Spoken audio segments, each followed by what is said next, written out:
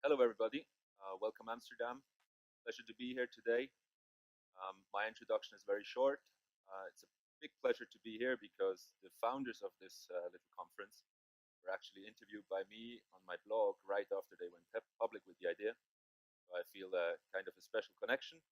And now I had to fill in for our CEO to be here. And it's a big pleasure.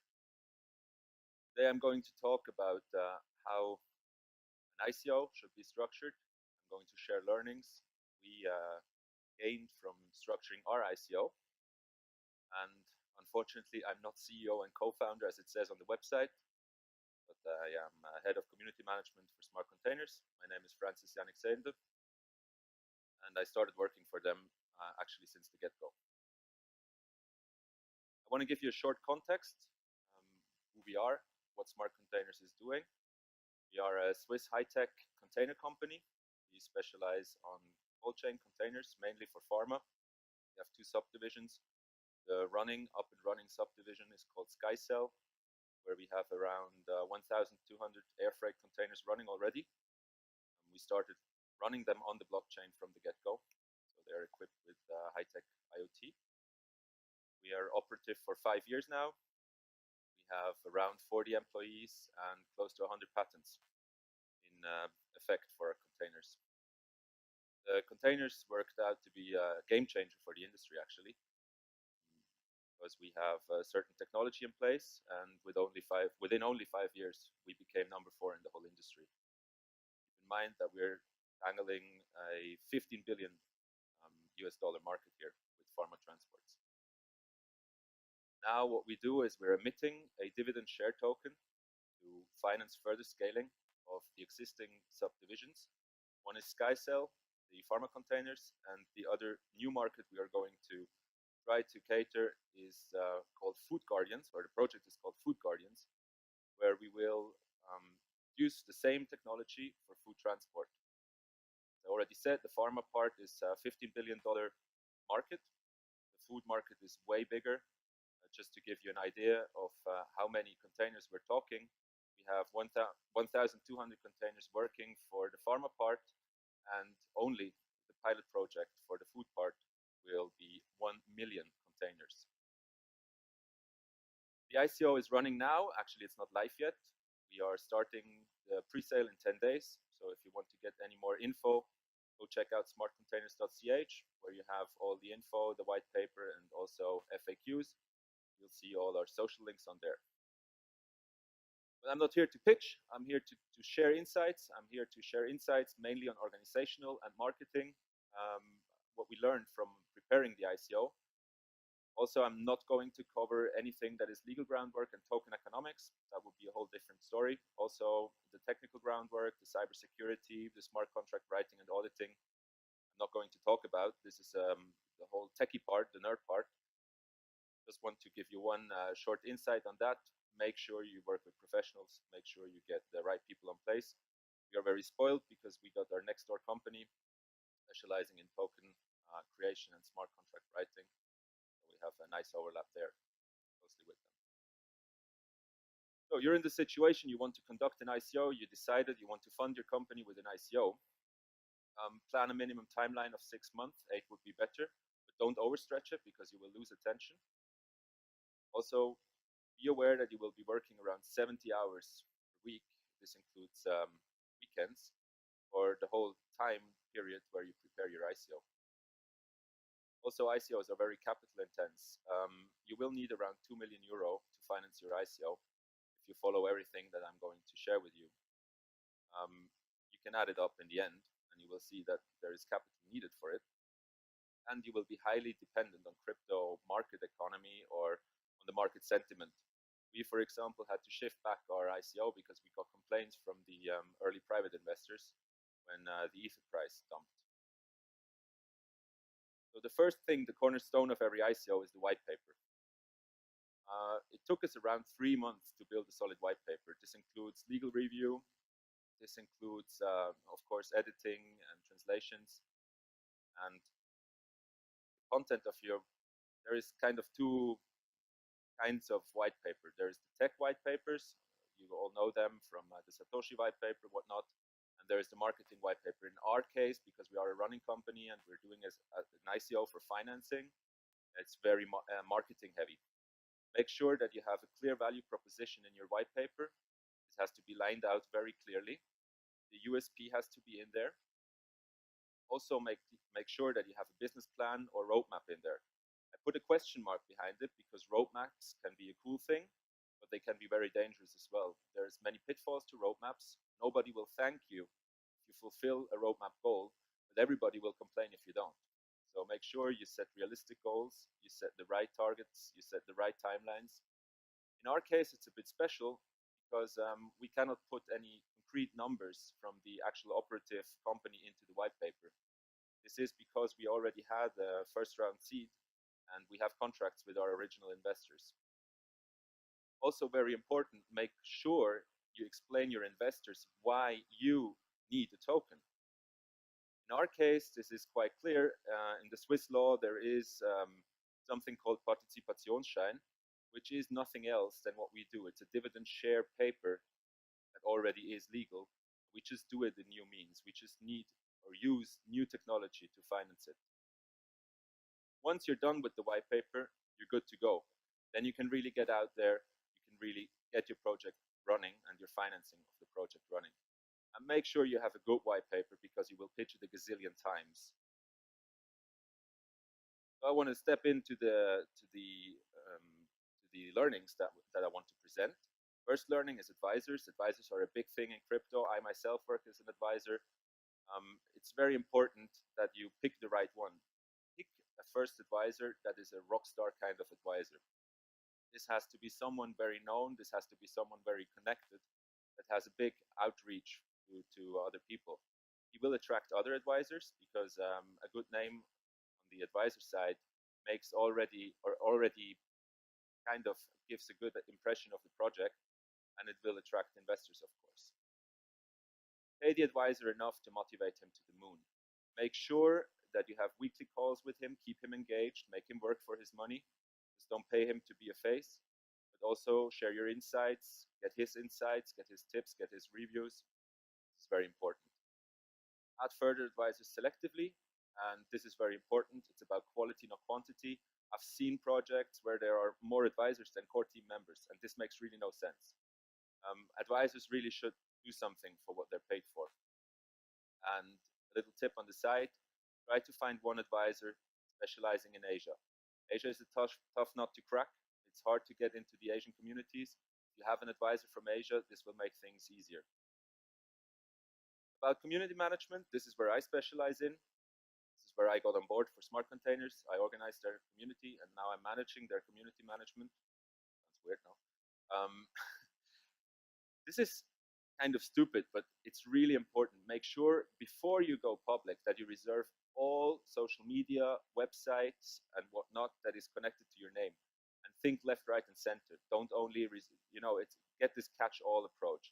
For example, your Twitter handle also includes misspellings and whatnot, because scamming, unfortunately, is a big part in crypto. Scammers will try to impersonate you. They will try to make people believe they are you. We saw that many times. You can kind of work against it if you're early and you try to reserve all channels. Also, fans tend to reserve, for example, Telegram groups. They don't do that in a bad intent. They just want to show, that they're connected. And if they catch your name as their username, it's gone forever.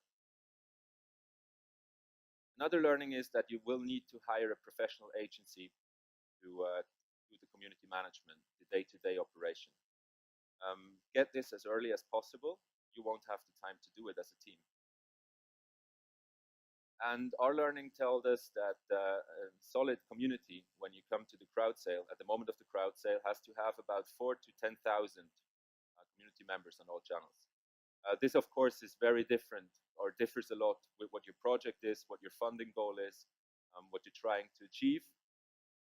Just a little insight, we had Asian investors coming up to us telling us that we failed their due diligence because our Telegram group was not large enough. Third learning about marketing, it's all about storytelling. This is nothing very special. It's the same in all business, but make your project emotional, make it tangible, make people want to listen to what you have to tell and make them engage and, tell others what you told them. Something is a little special in the crypto sphere. What worked 6 months ago might not work nowadays. Everything is in constant change. So be sure that you adapt, that you be innovative, find new ways, find new channels. And there are so many ICOs going on. I think we just broke through 2017's ICO volume last month, and it's only May. So make sure that you stick out. Make sure that you try to find new ways to really stick out and make people see you. During the ICO, you as a team member or as an advisor, you become a public figure. So go out there, talk about it, speak to the people, be available. You won't be able to do anything that is content creation or management of communities or actual marketing during the time. If you have a running business, this again is the case with Smart Containers. If you have a running business, this will be a very hard time because your operative running business has to run on. You cannot just like drop all the customers.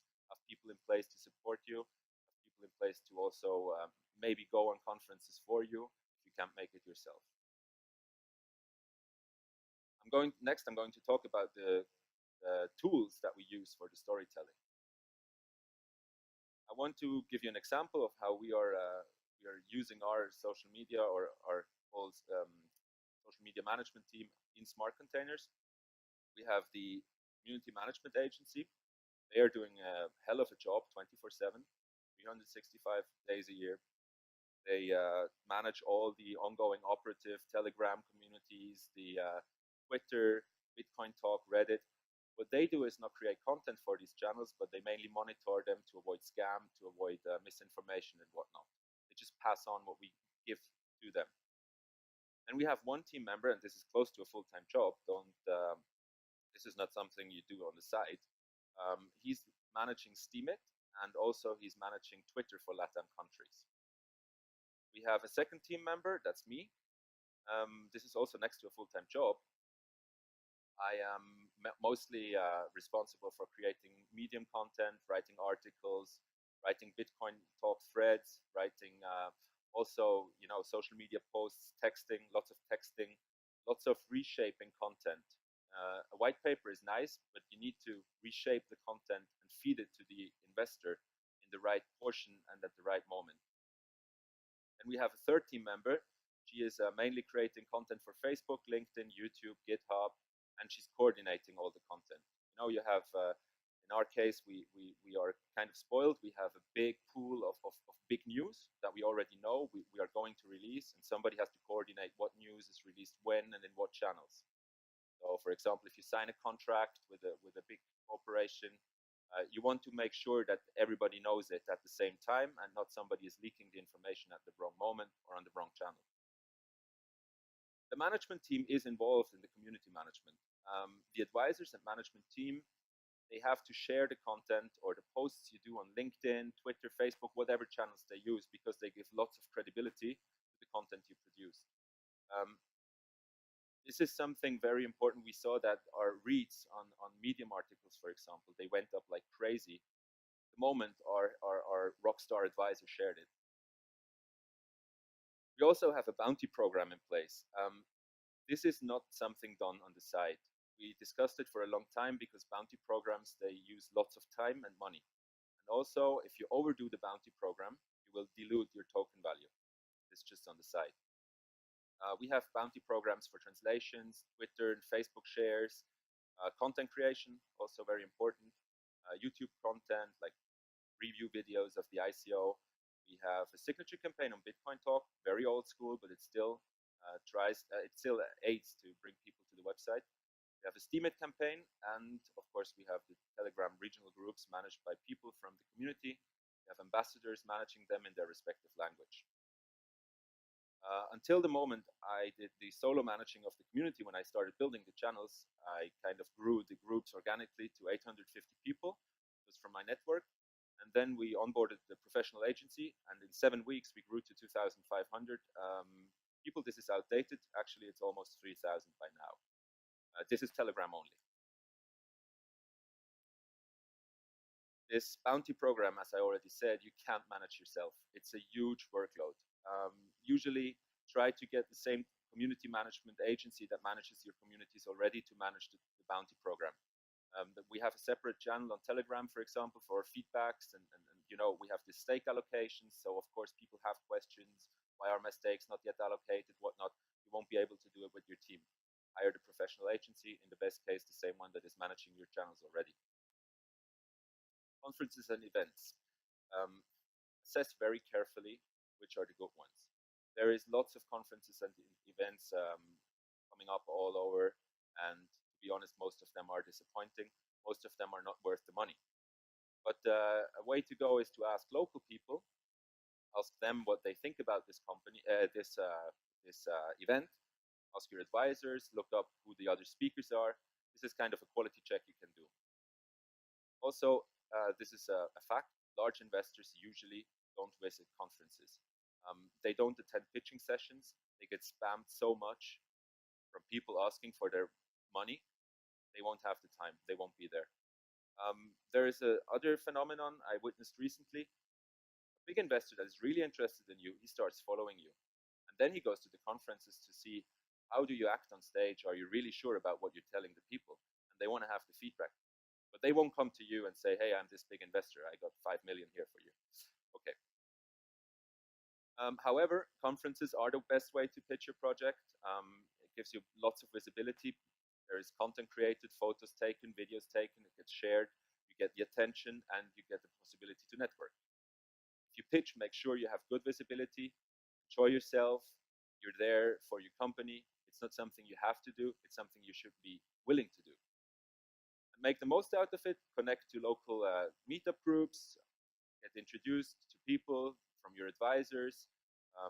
Get interest to people, maybe also to investment networks that might help for your funding goal. ICO rating platforms, also something that is growing very fast. Check the ratings of the rating platforms, make your due diligence there. Start with the most relevant. To be honest, I'm not very much a fan of rating platforms. They always approach you and they want to list you and they want a huge amount of money. And if you ask them for their KPIs, most of them are very disappointing actually. Usually they give you the total amount of hits they get or unique visitors, but if you break it down to a single ICO, usually it's not that much. Google will give you much more for your money. Parenthesis until the end of May. Careful, there's a new thing, a new breed of ICO rating platforms coming up right now. It's these due diligence platforms, the ones that do a rating themselves by really looking closely at your project. To be honest, I wouldn't mingle with them because it will take lots of time, and the longer they look, the more things they will find to criticize. Public relations, it's just a fact that no ICO is really newsworthy. It's very hard to get into any like mainstream media. But you have to have PR if you have newsworthy content. It helps you to establish yourself as a thought leader in the industry, and it's just it makes sure that you have something ready. However, PR is needed to create credibility. You always see these newspapers or Cointelegraph logos on the websites. This can be organized by your PR agency. But your agency is only as good as the content you feed into the agency, as the news you feed in them. They won't create it for you. And if you don't have any news, honestly, don't hire a PR agency. It costs a load of money. And they will focus largely on classic media, but nowadays they started, getting into the crypto relevant news and newsletters and whatnot. So as a wrap up, 3 take-home messages: share your insights, communicate with the ecosystem, with the public, with everyone, exchange with other projects, get their learnings, share your learnings. This will help you a lot, a great deal, and it will help evolve the whole space. The cryptosphere will evolve if people talk together, if they share their insights. And last but not least, good luck with your ICO if you're planning one. So if you're interested in our project, go visit Smart Containers. You will find all the resources. You can look in how our channels are set up. If you have any further questions about the project, I'll stick around. You can come to me if you want to see or get in touch with me. That's myname.ch, and thank you for listening.